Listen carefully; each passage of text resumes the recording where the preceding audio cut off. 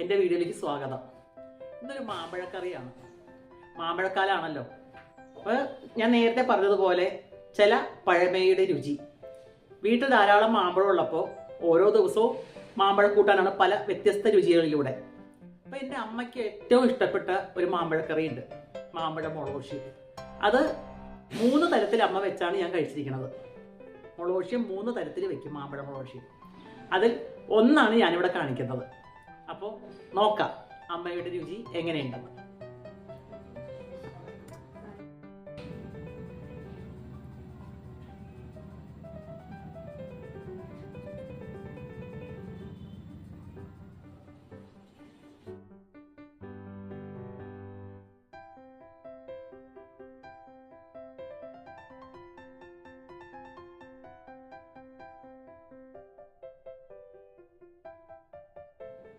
മാങ്ങ തേ നരിഞ്ഞ് വെച്ചിട്ടുണ്ട്.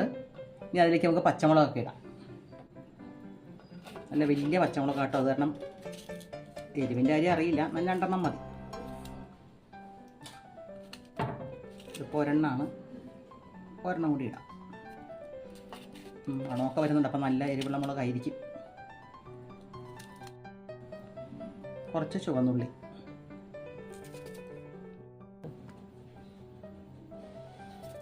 വെറുതെ ഇങ്ങനെ കീറിയിട്ടാൽ മതി.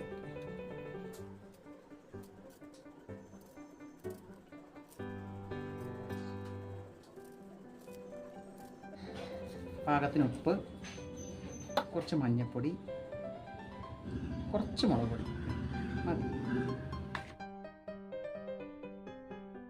ഇത് വേപ്പില ഇട്ട് കൊടുത്ത് മാങ്ങ വേവാൻ ആവശ്യമുള്ള വെള്ളം കുറച്ച് മതി. ഇതിനകത്തിന് വേറെ വെള്ളം വരും, അപ്പോൾ അത് ഇത്ര മതി. വേവിച്ചെടുക്കാം.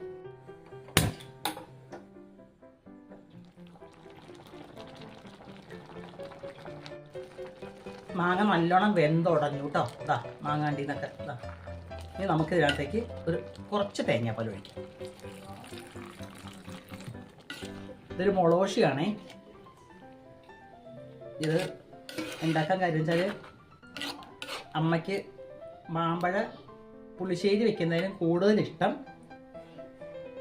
ഇങ്ങനെ തേങ്ങാപ്പാൽ ഒഴിച്ച് ഇങ്ങനെ വെക്കേണ്ടതാണ്, മോരൊന്നും ഒഴിക്കാതെ. ഇത് നല്ല ഇഷ്ടമുള്ള കറിയാണ്. കുറച്ച് വെളിച്ചെണ്ണ ഒഴിച്ച് കൊടുക്കാം.